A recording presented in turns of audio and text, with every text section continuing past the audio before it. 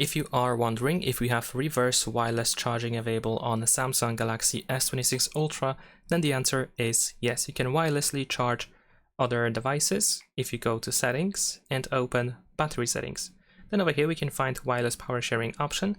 You can tap on the switcher to immediately turn it on, but you can tap on the option itself to find the battery limit setting as well.